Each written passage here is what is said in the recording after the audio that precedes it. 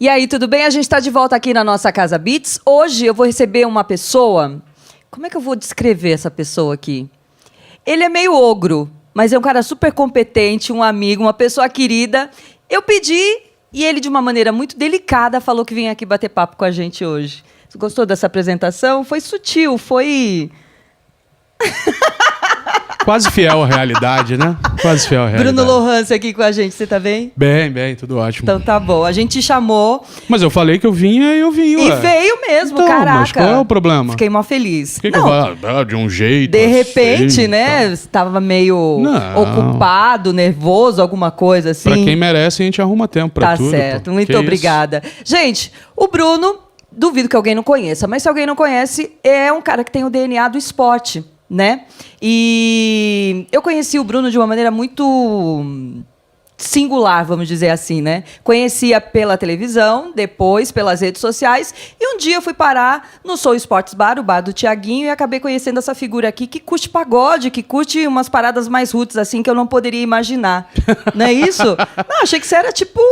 A galera tem uma imagem minha muito diferente, né? tipo Mauricinho, uma parada, né? Mas... Sei lá, acho que ser branquelo não combina muito, mas não tem problema. Não é a cara de rico, né? Só faltou o dinheiro também. Ah, não, mas ajuda, a cara já ajuda, pô. Engana alguém? Não era pra enganar, não. Conta pra mim. Não, eu gosto de tudo, gosto de me divertir. Eu acho que tem hora pra escutar qualquer tipo de música. Né? Tem momentos pra isso, assim. Meus amigos estavam lá, muita gente que eu conhecia, que eu conheço, que eu gosto. E o bar era maravilhoso. Vai reabrir agora num outro momento. Mas, pô, eu vou. Onde me chamar, eu vou. Se tiver gente legal, que eu gosto de estar perto, que eu gosto de conversar, dá pra ir em qualquer esquema, assim. Não tem preconceito nenhum. E no caso de samba, pagode e tal, eu realmente gosto mesmo. Não é uma onda pra acompanhar amigos, assim, e tal. Aí eu realmente gosto. É algo que eu consumo em casa e adoro fazer churrasco com meus amigos e não vou botar o Roberto Carlos para tocar num churrasco. Não tem como. Todo respeito a ele, óbvio. Mas então, assim, eu vou. Onde me deixarem chegar, eu vou. Muito bom. Acho que dá pra chegar direito, chegar numa boa em qualquer ambiente. Tá certo. Eu falei do seu DNA, queria que você contasse a respeito do seu início no esporte, o porquê.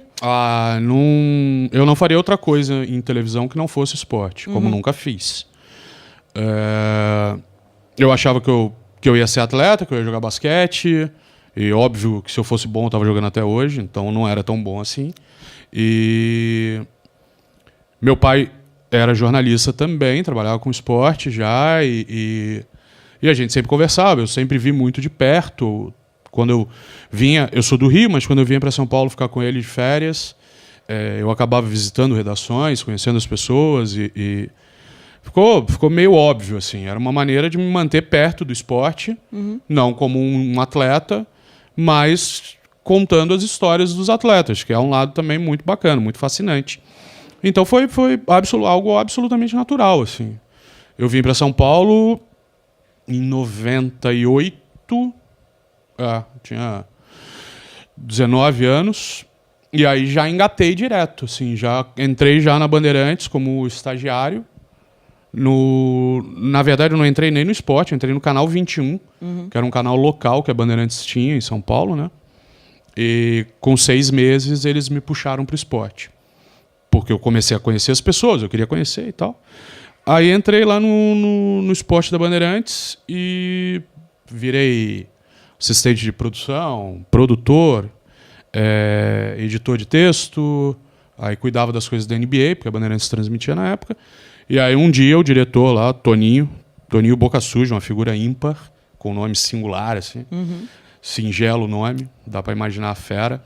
O cara virou e falou, eu tenho 2 repórteres de férias, e você e o Fernando Nardini, que hoje está na ESPN Brasil apresentando, narrando também, meu irmão, vocês 2 vão fazer matéria. Eu falei, não quero, tá louco. Não queria aparecer na televisão de jeito nenhum. Por quê? Nunca quis. Não queria. Mas não queria por quê? Timidez? Porque você achava que não era o seu lance? Não era o que eu gostava, não me sentia capacitado para aquilo. Eu tinha 21 anos, sei lá, por aí. falei, não, esquece. Aí o cara virou e falou assim, bom, vou fazer uma pergunta meio óbvia. Quem manda? Eu falei, você. Ele falou, pois não, obedeça. Aí eu fiz durante um mês, fazia 1, 2 reportagens por semana, para dar folga pro resto da galera e tal. Aí, de repente, alguém saiu mesmo de férias. Eu fiz o mês inteiro e não saí mais. Entendi. Aí virei repórter na Bandeirantes ainda, 2000 ou 2001, alguma coisa assim. A Bandeirantes transmitiu um campeonato de basquete, um campeonato brasileiro. E a transmissão começou catastrófica, porque era o Silvio Luiz narrando e ele não sabia nada de basquete na época. Nossa. Sabia muito pouco, sabia o básico, óbvio.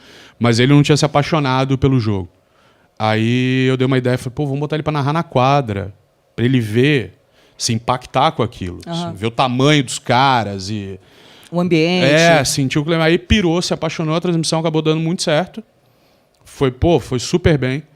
E aí no final de 2002, eu tava na São Silvestre, pela Bandeirantes, o Pedro Bassan, da Globo, falou, porra, Brunão, os caras lá querem teu telefone. Eu falei, não passa não. Dei risada, assim. Falei, não, é sério. Eu falei, pô, irmão, você não passou ainda? Você não tinha nem que ter me perguntado, você já tinha falado, já dei teu telefone. E aí foi super rápido, assim, eu lembro que eu pedi pra sair da Bandeirantes, fiquei um mês pra dar uma descansada, porque eu já tava 4 anos sem férias. E aí, em fevereiro de 2003, eu já estava trabalhando na Globo. Entendi. Ficou quanto tempo? Quase 14. Muito tempo. E esse ambiente da Globo? Essa coisa de você estar no Olimpo? Não é estudo, cara. Não é? Não é. Lógico que não. Mas não pira a cabeça da galera? Porque Tem muita gente que pira. Eu acho que em algum momento devo ter pirado também. Eu era muito moleque. Eu entrei lá com 23 anos. Por aí. Assim... Você tem que manter uma certa disciplina, sabe? Porque tem momentos em que isso é muito legal e tal. Você fala, pô, chega num lugar, a pessoa fala... Abre de sésamo. Não, e vira e fala assim... Pô, é legal quando a pessoa vira e fala assim, poxa, vi uma reportagem tua, tal, que eu achei legal, me marcou, me tocou, me impressionou, eu achei muito boa, eu achei muito divertida, eu achei qualquer coisa.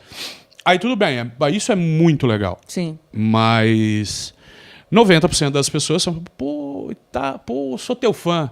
O cara capaz de errar teu nome. Sim, lógico. Mas, então assim, tem gente que pira, acho que em algum momento eu pirei. Tem coisas, por exemplo, que eu já fiz que hoje me envergonham brutalmente. Tipo o quê? Por da carteirada? Não, chegar num lugar cheio, o cara virar e falar, não, vem aqui pelo lado, fura a fila. Pra entrar rápido. Sei. E aí, pô, você fala, tá bom, vamos. Pô, hoje eu acho, sei lá, não sei se eu faria isso. Acho, não faço e não sei se voltaria a fazer. Mas sei lá, tipo, eu tava conhecendo a mãe do meu filho, tem aquela coisa de moleque querendo impressionar e mostrar e tal. Mas lá dentro mesmo, pra galera toda, assim, é vida normal, cara. Todo mundo tem que trabalhar. Indústria, né? Todo mundo tem que trabalhar. Tem uma linha de produção, você tem um ritmo... Tem responsabilidades, você tem que... No nosso caso, a gente tinha que botar um jornal no ar todo dia, tinha um Globo Esporte, tem até hoje, todo dia, e todos os outros programas da casa, quando precisavam de matérias de esportes, recorriam a nós, né? Então tinha Jornal Hoje, Bom Dia Brasil, o pacote todo. Então, assim, é um volume de trabalho muito grande. Então não dá muito tempo também para você ficar... viajando e falando, nossa, como eu sou demais. Nada, ninguém é demais. Não. Definitivamente não é. Definitivamente não é. Então é um negócio que é bom pra aprender, assim. Talvez ter casado, ter começado a namorar muito cedo, ter casado cedo, tenha me ajudado, né? Te deixa mais em casa, mais centrado, mais tranquilo. Então, essas coisas todas influenciaram positivamente. Mas eu acho que, na verdade, quem pira por um tempo. Não dá pra pirar muito tempo. Depois a ficha cai, a realidade dá um tapão na sua cara e você tem que acordar. Porque não adianta. No final das contas, cara, você tem que trabalhar bem. Você tem que produzir bem. E isso vai te fazer ser alguém importante e ter destaque. Não é o nome, não é o que você já fez antes. Ah, eu fiz uma matéria genial no ano passado. Dane-se. Eu ia te perguntar isso. Que matéria que você acha que foi a mais legal que você fez? A mais interessante, a mais tocante? Deve ter alguma, assim, que você fala, caraca, nessa aqui eu acertei. Tá, tem graças a Deus, tem um monte. Tem um monte. Tem um negócio que me marcou muito, assim, que foi quando eu me separei. E aí eu fiquei... Meu filho já não morava mais comigo. E era um negócio que me faz muita falta, óbvio. E aí me mandaram fazer uma matéria de um moleque no Corinthians que ia assistir o jogo. E, na verdade, teve uma matéria antes, uma ação de Páscoa do Corinthians, com crianças. E o moleque, a hora que viu o Cássio, ele ficou retardado. Ele ficou doido. Ele cheirava o antebraço do Cássio. Louco. Agarrado, assim, e tal. E aí, acho que uma semana depois, o Corinthians jogava em casa, e aí a gente armou de levá-lo e tal. E foi engraçado, assim, porque era um moleque simples, né? E chegou lá com um uniforme que ele podia ter, que não era um uniforme original, que Era não genérico. não era oficial e tal. Eu cheguei pro moleque, chama Atos, não esqueço do moleque. Falei, e aí, você tá bonito? Ele falou, tô bonito. Eu falei, acho que eu consigo deixar você mais bonito. Ele falou, sério? Eu falei, é. Aí dei o uniforme pra ele. Aí ele trocou de roupa, ficou amarradão. Aí eu comecei a zoar com ele, porque eu falei, eu levei... O Corinthians nos liberou todo o acesso, foi muito legal. E a gente pôde ir para uma área reservada onde era possível ver o aquecimento dos jogadores antes do jogo. Não era no campo, era numa área reservada. Tem lá uma galera que compra um ingresso especial, consegue ver. Eu cheguei pro moleque e falei, então, o Cássio não vem. Não vai jogar o Walter. Aí o moleque ficou, o moleque deu uma baixada de cabeça. Eu falei, não, mentira. Aí eu falei, esquece, o Cássio vai passar, não vai nem lembrar de você. Aí o Cássio passou e deu um oi pra ele. Aí o moleque apontou o dedo, tá vendo? Eu falei. E aí foi o mais legal que a gente falei pra ele, já deu, né? Tá bom, né? O Cássio lembrou de você e tal, você já ganhou o uniforme, já viu o aquecimento, podemos ir embora. Ele falou, já é o dia mais feliz da minha vida. Eu falei, dá pra deixar melhor, então. Aí eu falei, eu conheço um moleque que vai entrar com o Cássio no campo. Aí ele olhou e falou, tá brincando. Eu falei, é. O moleque saiu correndo pra mãe e tal. E o moleque entrou, a gente microfonou o moleque. E ele entrou, foi lá, ouviu o hino, perfilou e tudo direitinho. Ele falou, era um momento mais louco da vida dele. A única coisa que ele falou pro Cássio foi assim, Cássio, muito obrigado, mas fecha o gol. Foi muito legal. Aí acabou o jogo também, eu fui pilhar o moleque. Falei, Cássio vazou direto. Ele tinha compromisso, o jogo foi à noite, já estava tarde e tal. Falei, tá bom. Deu uma murchada, o Cássio estava atrás dele. Aí deu camisa, deu uma mochila com material escolar e tudo. E isso foi uma experiência muito legal, porque eu sei que teve um impacto direto na vida de alguém. Você chorou nesse dia? Não.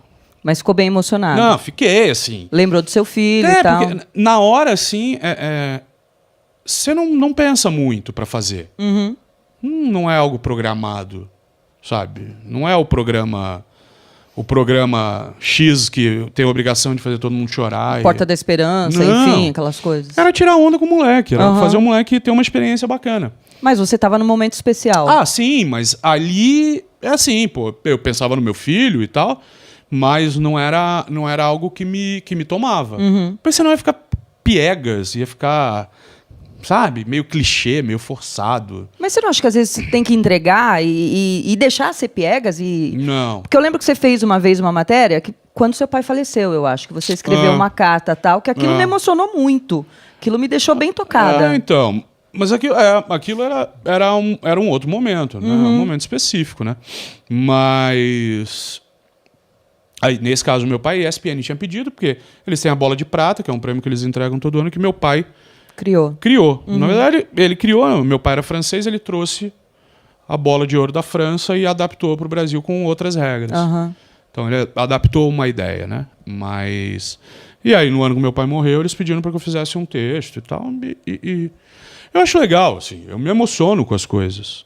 Mas... eu prefiro ter o meu momento sozinho, assim. Não é uma parada que eu vou compartilhar. Entendi. Porque eu acho que hoje todo mundo se abre demais, se expõe demais de maneira proposital demais para ter benefícios demais. Tá, te Então, entendo. eu não é um caminho que eu quero. Sim. Nunca quis, sabe? Então, assim, Mas você não acha que uma experiência tua compartilhada não ajudaria outras pessoas? Pode ser. Como outras experiências já te ajudaram, como a Não, gente já pode conversou pode em outros mas, momentos? Assim, mas é uma parada que tem que ter uma finalidade. Não pode ser gratuito. Eu ficar expondo tudo que eu acho, tudo que eu penso. Nunca falei de política em lugar nenhum, nem vou falar. Não me posiciono sobre a maioria das coisas e tenho opinião sobre quase todas. Exato. Fundadas, com fundamento, Assim, né? Porque a maioria é sem fundamento. Não sou Ok. um cara burro, definitivamente não.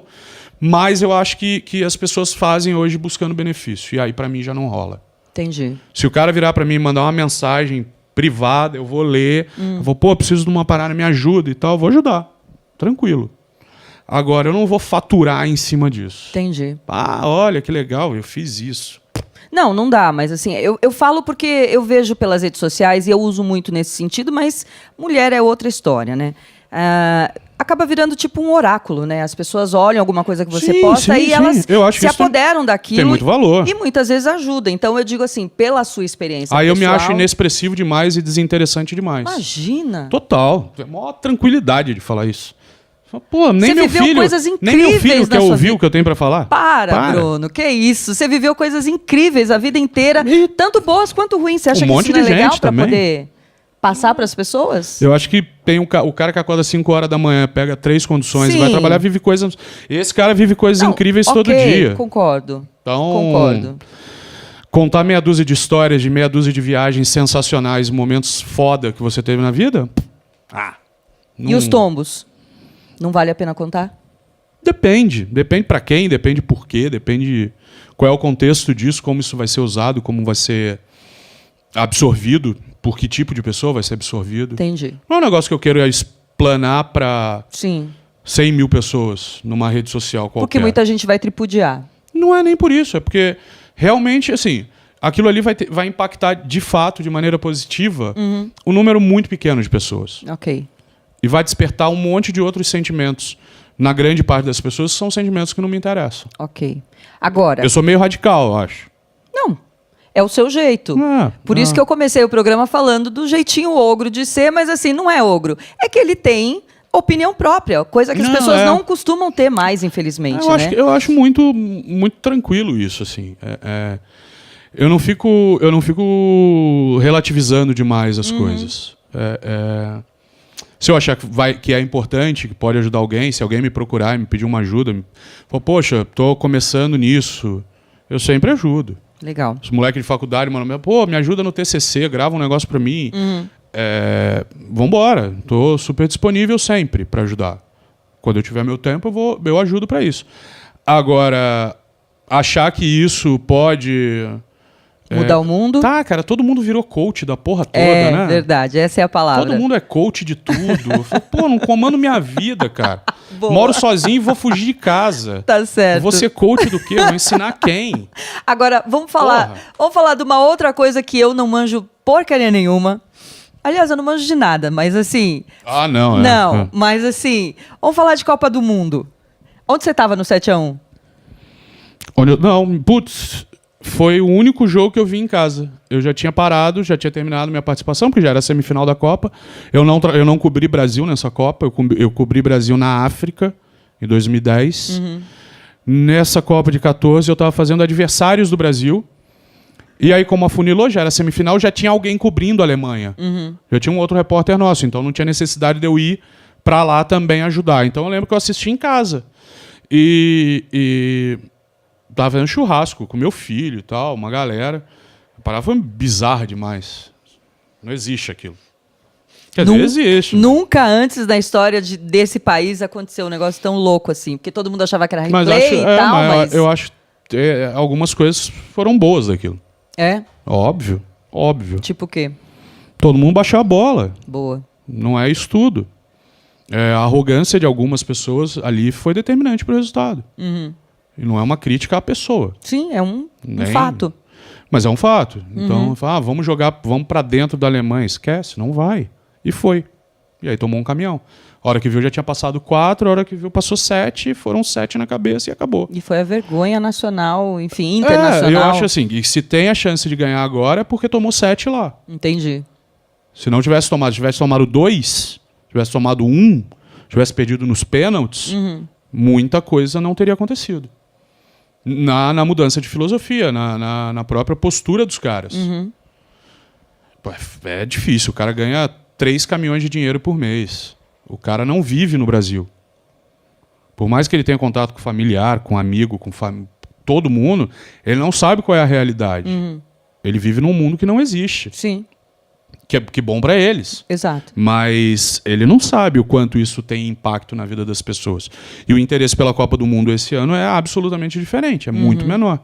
Você não vê nenhum tipo de mobilização. Sim, quase não tem ruas pintadas, não tem nada. Comentários, não tem etc. Nada. Eu acho ainda assim, a hora que o Brasil jogar, tocar 2, tocar 3, aí empolga, vai embora, todo mundo anima. Mas antes não. Ainda tem muita gente com o pé atrás. E eu acho que vai ganhar a Copa. Você acha? Eu ia te perguntar isso. Acho. De quem você apostava? Acho. E tava discutindo com um amigo até outro dia. Eu falei, tô quase pra falar que eu acho que ganha até com alguma facilidade. É mesmo? É. Porque a porrada nesses caras foi muito pesada. É. Isso eles não esqueceram. Você tem lá 7, 8 caras que ainda são muito importantes pro time. E você tem o Thiago, que voltou a ser titular agora na zaga. Você tem Paulinho, Fernandinho, que pode jogar, mas tem Marcelo, teria o Daniel Alves, que machucou, mas tem Neymar. Então, assim, esses caras apanharam muito, muito, muito. Foi desumano o que fizeram. Foi. E eu acho que isso daí vai fazer toda a diferença agora. Se não for o Brasil, quem é a outra possibilidade que você acredita? A Alemanha, França... Espanha vai trocar de técnico agora, faltando um dia. Agora. Muito estranho. Não tem que ver como os caras vão reagir, mas é uma seleção muito forte. A Argentina tem o Messi. E tem outros caras bons, mas Portugal tem o Cristiano Ronaldo e não tem outros caras tão bons. Então eu acho mais difícil.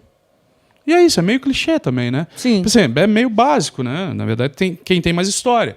Mas esse ano, por exemplo, não ter Itália, não ter Holanda, ajuda. Ajuda. Óbvio que ajuda. Entendi. A Copa é mais legal com eles, Sim. mas para quem quer ganhar a Copa é mais legal sem eles. Óbvio. Então... Bom, falamos de futebol, falamos de basquete, que é a paixão dele, falamos de vôlei, que tem a ver com a família, etc. E o pôquer? Isso daí já deu muito problema na minha vida. Por quê?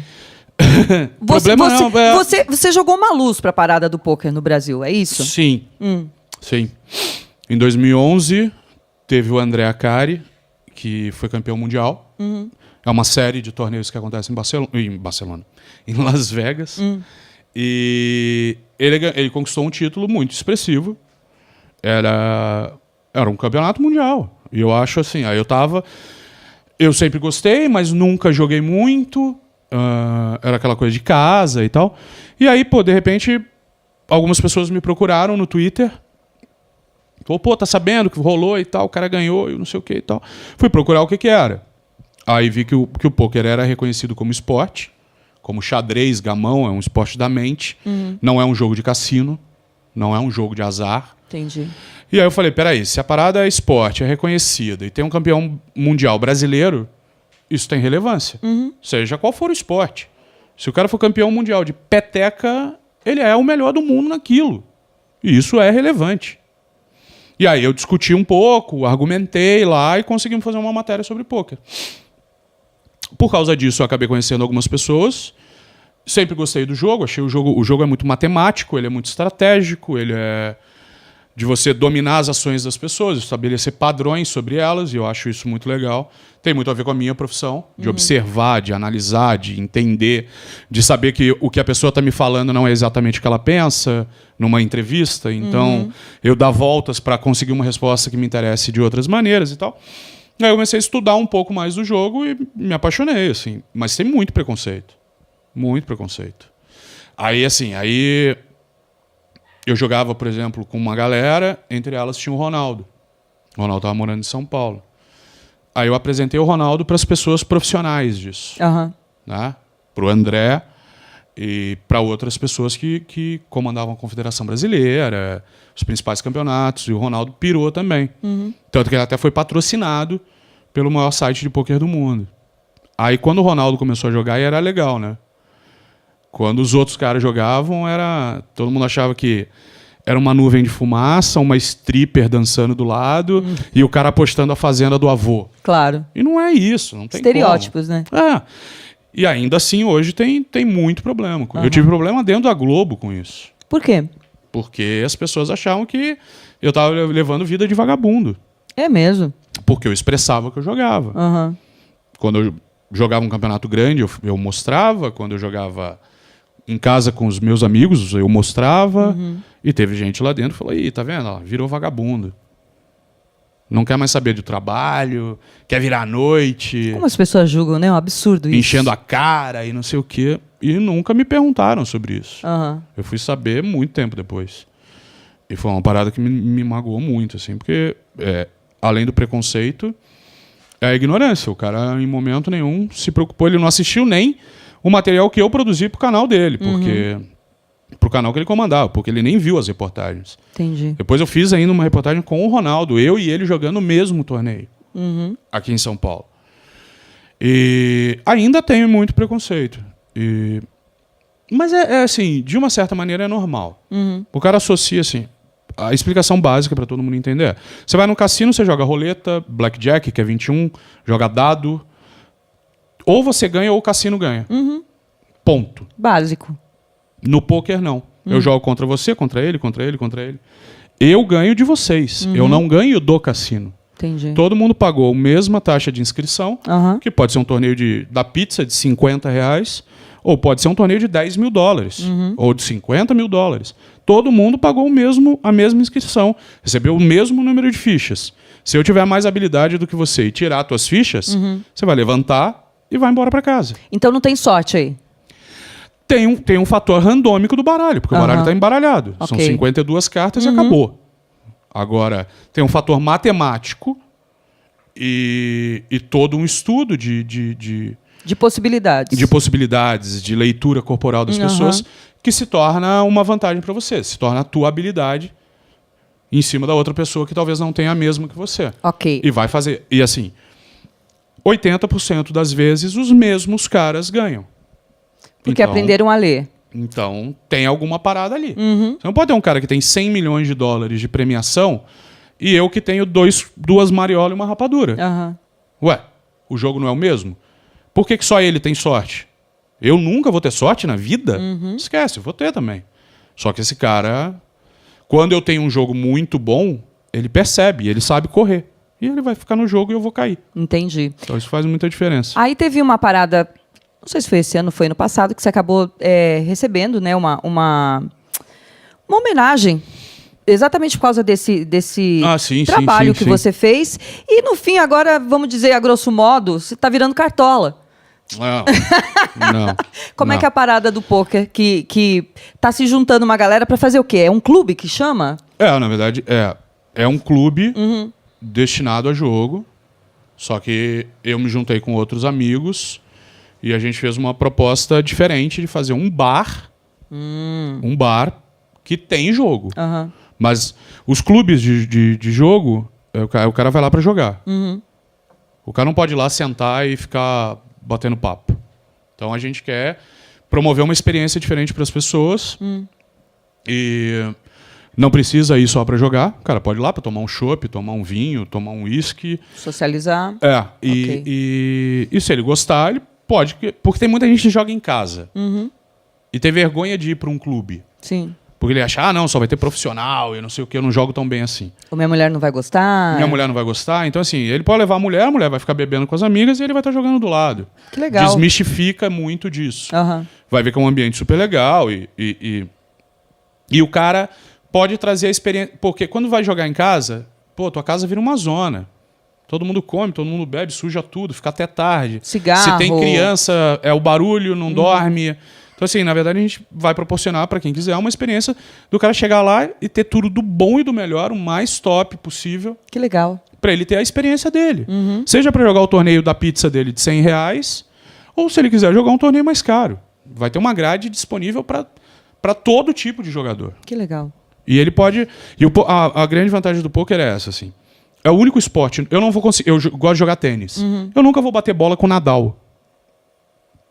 Quanto mais disputar um jogo oficial contra o Nadal. No poker, o cara pode sentar na mesma mesa do melhor jogador do mundo. Porque todo mundo pagou a mesma inscrição. Democrático. Ele pode ser gordo, magro, alto, baixo, cadeirante, qualquer coisa. Então é muito inclusivo, é muito democrático. E então, assim, a gente vai abrir esse bar, vai chamar Side. E é uma proposta bacana, assim, de tornar uma experiência que o cara tem reservada em casa com um grupo de amigos, torná-la como se fosse a experiência máxima. Entendi. Potencializá-la ao máximo. Além do que, é uma rede muito interessante. Muitas pessoas se conhecem enquanto estão à mesma mesa, batendo papo, fala, poxa, o que você faz? O cara, faço aquilo. Fala, eu também. Mega network, né? Surge uma oportunidade de negócio. Se cria uma amizade, se cria uma oportunidade de negócio. Então, é um negócio que vai ser legal, vai ser bacana, vai ser divertido. É uma coisa que você gosta. Sim. E vão gerar negócios, enfim, amizades, etc., que é o que a gente gosta de fazer na vida. Agora, eu vou encerrar esse assunto com esse cara que eu gosto demais. Não vou fazer as perguntas de praxe, assim, projetos futuros e não sei o quê, e TV, e rádio, blá, blá, blá. A única coisa que eu quero fazer rádio. Então vai fazer Alguém com a gente. me contrata pra rádio aí. Eu quero trabalhar numa rádio. Nunca trabalhei numa rádio. Então demorou. Tenho 20 anos já nessa porcaria e nunca falei numa rádio. Então a gente já vai poder começar a fazer alguma coisa. Eu não vou contar os próximos projetos, mas enfim, já está incluso na parada aqui. Em breve vocês vão saber. A única coisa que eu quero é que você realmente seja feliz. Amém. Todos porque eu gosto demais de você. Torço demais por você. É recíproco. E fiquei muito feliz de você ter vindo aqui hoje e aceitar o meu convite. Não tenho nada pra falar, mas a gente fala umas besteiras. Tem coisa pra caramba pra falar. A gente passa as madrugadas conversando, mas assim, tem muita coisa que, óbvio, a gente não pode contar aqui. Mas esse uma honra. Bruno Lohance. Então, em qualquer lugar, em qualquer tipo de mídia, na rua, abraça ele, dá beijo nele, porque ele é meio, meio esquisito assim, mas é gente boa pra caramba. Sou gente boa, mas podendo evitar é melhor. Ponto. Obrigado, valeu. Beijo pra todo mundo. Bruno Lohance com a gente aqui no Bate-Papo.